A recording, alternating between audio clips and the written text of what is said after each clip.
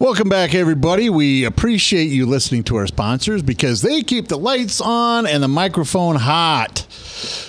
Thanks, everybody, for tuning in. We have a special guest, Jake Highfill. I want to say I got a lot of people my phone blew up with all kinds of information about how to win primaries from several different people.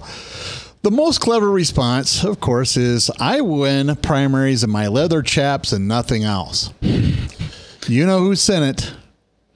Don't send anything else like that again unless we have a picture with it so we can put it on the air.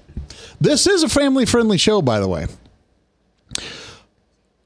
There's a question here about education. Mm-hmm. Do you support increasing education?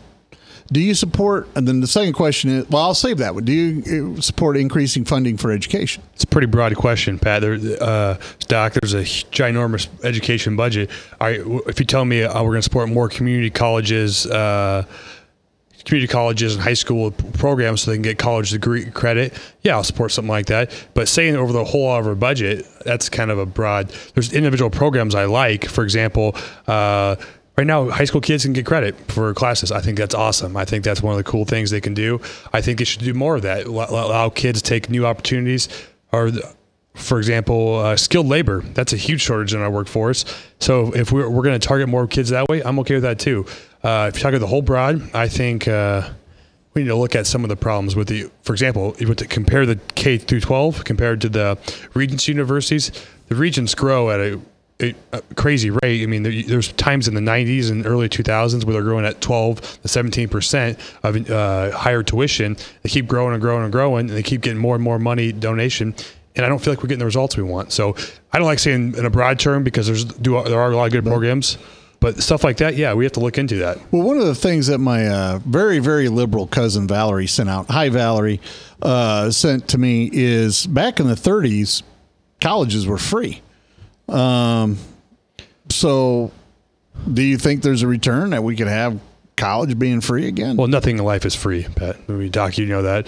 Everything costs something. When it's not Bernie Sanders' fantasy world where everything just comes out of nowhere. We can't pay for things. If we had to pay for every...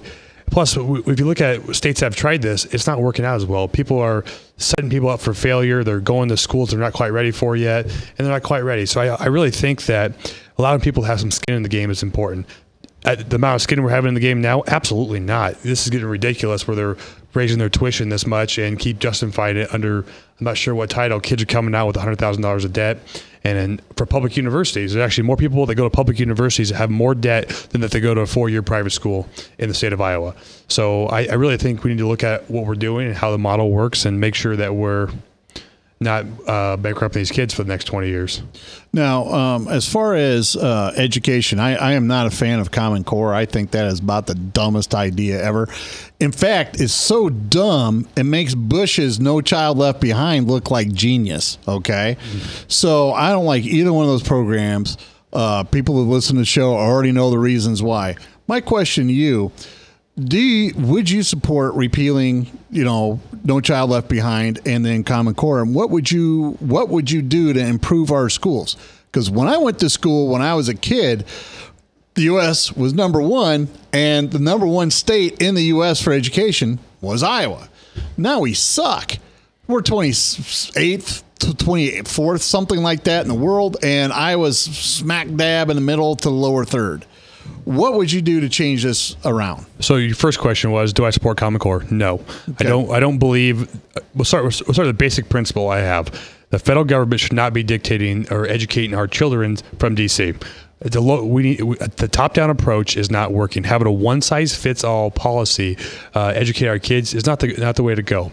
So I believe that a local approach, local school boards, local parents are one of the most key important, and the kids are the most important. So that's the answer to that question. Second, the only way to fix education in this country is to allow choice, whether that be through get rid of these 1925 school districts that my dad makes more money than your dad, my mom makes more money than your mom, so I can afford to go to this public school where the best teachers pay more instead of having this opportunity where, for example, I'm a huge opponent of school choice.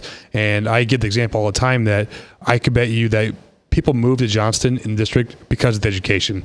We've hired teachers nationally because of what we get people doing. Why? Because they live here and not in my district, which is 3 blocks that way. Why do they have to go to a different school? What if it's better for those kids? We don't know. We should not be dictating that. I believe parents and the children knows best. Do you support a school voucher program? I wrote the bill, Doc. I'm the only one that has the bill. I'm the only one that actually sponsored the bill this year. We have a few pilot programs. We have multiple programs. I have an option, a menu for you. You can pick. Have never been quiet about this issue. If I get this issue, I'll retire from politics. You'll never see me again, and I'll retire working a job. Don't do that. We get you on other issues. Nope. If I get these, I have like 3 or 4 huge ones that I'm.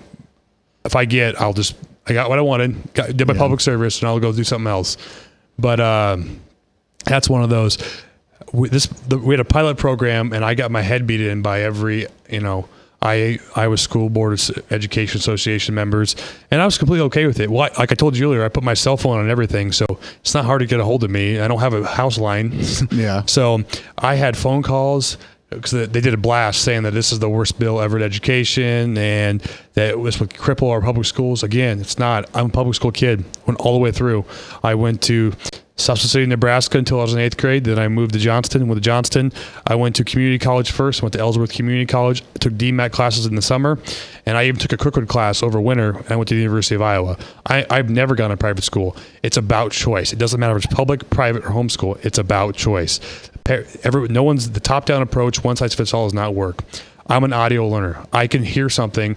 I listen to podcasts, kind of like stuff like this, and I can memorize it.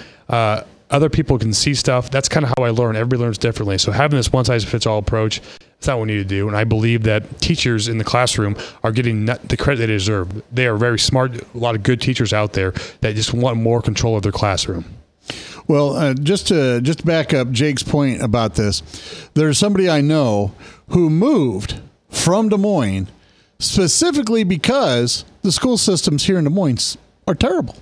We've had John Narcisse talks about that all the time, so we don't need to reiterate why the Des Moines schools are bad, but they did. They moved out of the district, and they went and tried to pick the best school system they could for their kids, and it did come down between Johnson and Ankeny. I'm not going to say which one it is, so that way nobody has to know. But the bottom line is they specifically moved to get out of a bad school system. It's ridiculous what's going on, and so I'm glad Jake's taking the lead on this. We have special guest Jake Highfill with us today. He is Iowa State Representative of the 39th District. He's running for re-election.